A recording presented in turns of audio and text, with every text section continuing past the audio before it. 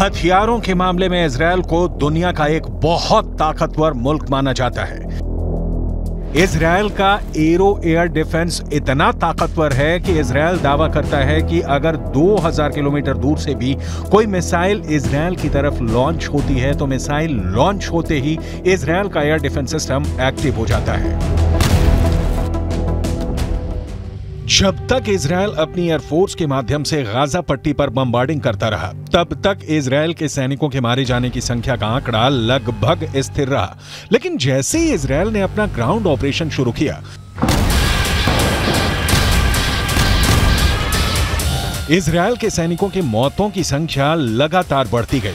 लेकिन अब जो समाचार फिलिस्तीन के अखबार छाप रहे हैं, उससे ऐसा लग रहा है कि इजरायल की सेना और इजरायल की सरकार इजरायल के सैनिकों की मौत के आंकड़ों को छुपा रही है।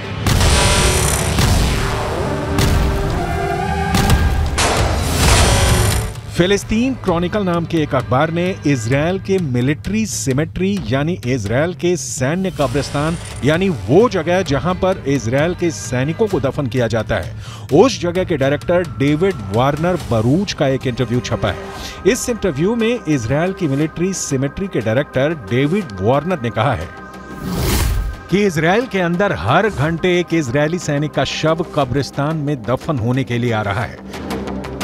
इस इंटरव्यू को फिलिस्तीन के अरब देशों के अखबारों ने हाथों हाथ लिया और यह दावा किया कि इजरायल के सैनिकों की मौत का आंकड़ा आधिकारिक आंकड़े से कहीं ज्यादा है। जेरूसलम के पश्चिमी इलाके में माउंट हर्जल कब्रिस्तान है और यहां पर इजरायल की सेना में काम करने वाले सैनिकों को दफनाया जाता है। मिडल ईस्ट मॉनिटर नाम की एक और न्यूज वेबसाइट में इस कब्रिस्तान के डायरेक्टर डेविड ओरेन का बयान छपा है। पिछले 48 घंटे में 50 इजरायली सैनिकों को दफनाया गया है। ये चौंका देने वाली बात है क्योंकि इजरायल ने दावा किया है कि 7 अक्टूबर से अब तक इजरायल के करीब 400 सैनिक मारे गए हैं। इनमें से करीब 80 सैनिक गाजा के ग्राउंड ऑपरेशन में मारे गए हैं। करीब 10 सैनिक लेबनान के बॉर्डर पर हिजबुल्लाह से लड़ते हुए मारे गए हैं और 300 से ज्यादा सैनिक 7 अक्टूबर और उसके बाद एक हफ्ते तक इजरायल के अंदर हमास के आतंकवादियों से सीधे लड़ते हुए मारे गए हैं। लेकिन फिलिस्तीन के अखबारों का दावा है कि ग्राउंड ऑपरेशन में इजरायल के सैनिकों के मारे जाने की संख्या आधिकारिक आंकड़ों से कहीं ज्यादा है।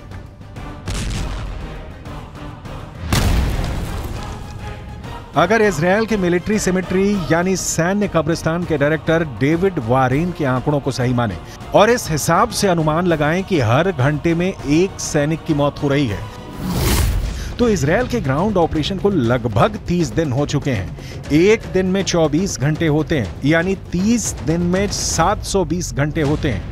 अगर इजरायल के सैन्य कब्रिस्तान के डायरेक्टर के मुताबिक हर घंटे में एक सैनिक की मौत हो रही है, तो इसका मतलब यह है कि अब तक ग्राउंड ऑपरेशन से 30 दिनों में 720 सैनिकों की मौत हो चुकी है। यह सिर्फ एक अनुमान है, इसकी पुष्टि नहीं की जा सकती है। इतना ही नहीं, हिजबुल्लाह ये दावा करता है कि लेबनान के बॉर्डर पर जो जंग चल रही है उसमें हिजबुल्लाह के 80 लड़ाके मारे गए हैं, जबकि इजरायल के करीब 10 सैनिक मारे गए हैं। जबकि हिजबुल्लाह को सपोर्ट करने वाले देश ईरान के सर्वोच्च नेता खामनेई भी ये बयान जारी कर चुके हैं। इजरायल के ज्यादा सैनिक मारे गए हैं, लेकिन इजरायल आंकड़ों को छुपा रहा है। अब ऐसे में सवाल ये उठता है कि क्या वाकई में इजरायल की सेना अपने मारे गए सैनिकों के आंकड़ों को छुपा रही है?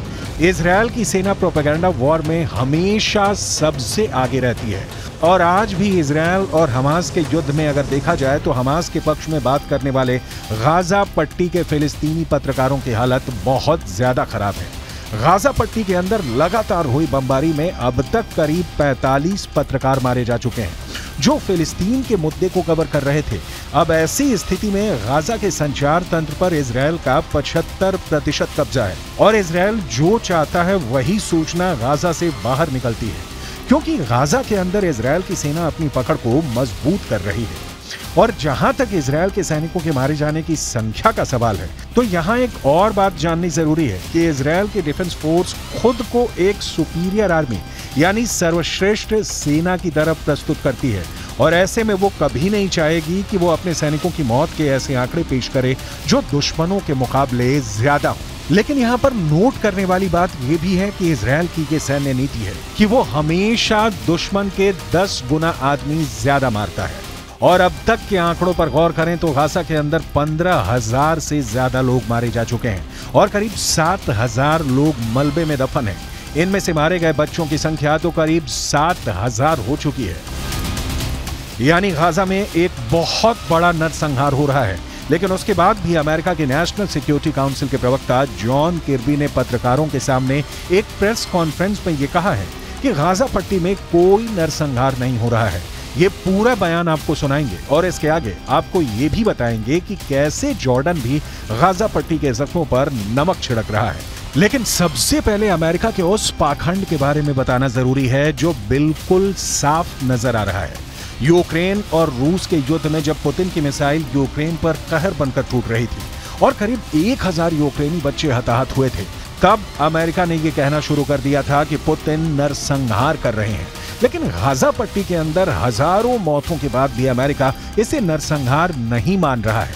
यह अमेरिका के दोहरे मापदंडों का बुक टेक्स्ट एग्जाम्पल है।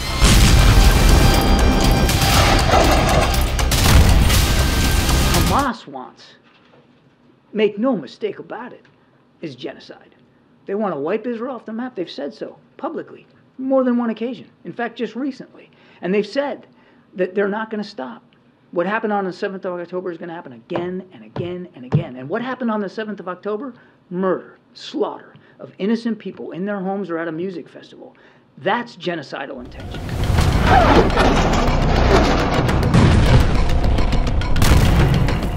मलेशिया के प्रधानमंत्री अनवर इब्राहिम ने कहा है कि यूक्रेन की घटनाओं को नरसंहार मानना और गाजा पट्टी की मौतों को नजरअंदाज करना वैश्विक पाखंड है।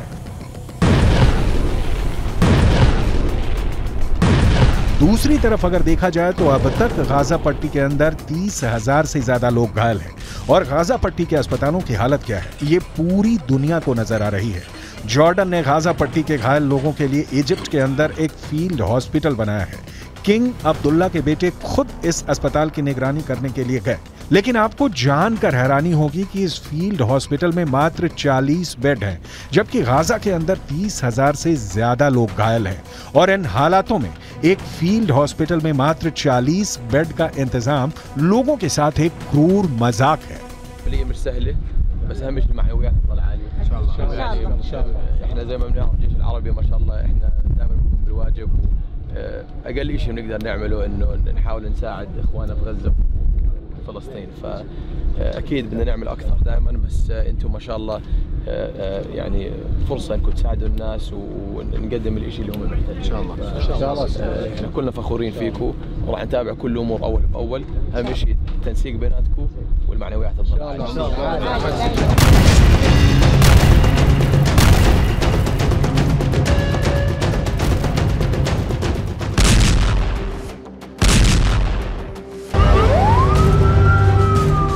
इजरायल अपनी टेक्निकल सुपेरियरिटी की वजह से अजेय है।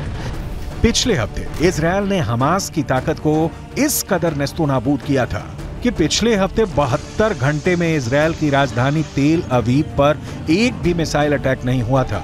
और जब सोमवार को तेल अवीव पर एक मिसाइल अटैक हुआ तो जहां से मिसाइल अटैक हुआ उस रॉकेट लॉन्चर को भी गाजा के अंदर जाकर इजरायल ने तबाह कर दिया।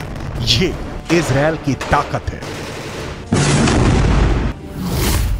हमास के प्रवक्ता अबू उबैदा की माने तो हमास के लड़ाकों ने इजरायल के 350 से ज्यादा बख्तरबंद गाड़ियां और टैंकों को उड़ा दिए हैं। हमास का दावा तो ये है कि इजरायल के 150 मरकाबा टैंक उड़ा दिए गए हैं। हमास तस्वीरें भी जारी कर चुका है, लेकिन फिर भी हमास की पकड़ गाजा से इसलिए ढीली पड़ चुकी है क्योंकि हमास के बड़े बड़े हेडक्वार्टर्स पर इजरायल ने टैंक चढ़ा दिए हैं। इजरायली नहीं, अल शिफा अस्पताल में काम कर चुके डॉक्टर भी ये मानते हैं कि अल शिफा में हमास का हेडक्वार्टर हो सकता है। टाइम्स ऑफ इजरायल अखबार ने यह दावा किया है कि फ्रांस 24 नाम के एक न्यूज चैनल पर एक ब्रिटेन के डॉक्टर ने इंटरव्यू दिया है। इस डॉक्टर ने 3 साल तक अल शिफा अस्पताल के अंदर काम किया था। गाजा के अल शिफा अस्पताल में काम करने वाले इस ब्रिटिश डॉक्टर का दावा है कि अल शिफा अस्पताल में कई ऐसी जगहें थीं जहां पर उसे जाने के लिए मना किया गया था। ये कहा गया था अगर वो वहां प्रतिबंधित क्षेत्र में जाएगा तो उसे गोली लग सकती है।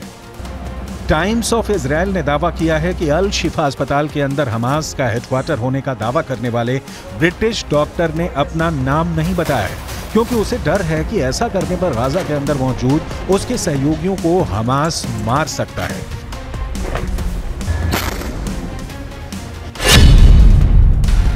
अल शिफा अस्पताल में काम करने वाले इस ब्रिटिश डॉक्टर ने आगे कहा कि सावधान किए जाने की वजह से मैं गाजा के अल शिफा अस्पताल के प्रतिबंधित क्षेत्रों से दूर रहा, लेकिन मैंने कुछ संदिग्ध से नजर आने वाले ऐसे लोगों को अस्पताल में हर समय अंदर और बाहर जाते देखा था जो चिकित्सा कर्मी नहीं थे। ये लोग अस्पताल के बेसमेंट के अंदर जाते थे। The first time our forces entered the Shifa complex, they went in with a bomb-sniffing dog, and they discovered a truck full of ammunition. After revealing the shaft by the D9, they saw a circular opening, and they couldn't see all the way down at the time, but further investigations and tools lowered down it revealed that this is a 10-meter deep shaft that leads to a corridor. At the end of that corridor, there is a blast-proof door with a shooting hole at the top of it. And our forces, after making sure that all defense mechanisms are dismantled, have opened that door that leads to another door that goes deeper into the complex. The understanding that this tunnel goes under the hospital. Israel defence force ने इस British doctor के interview को आधार बनाते हुए एक बार फिर कहा है कि इस इंटरव्यू से साबित होता है कि अल शिफा अस्पताल का इस्तेमाल हमास के आतंकवादियों के द्वारा हेडक्वार्टर की तरह किया जा रहा था।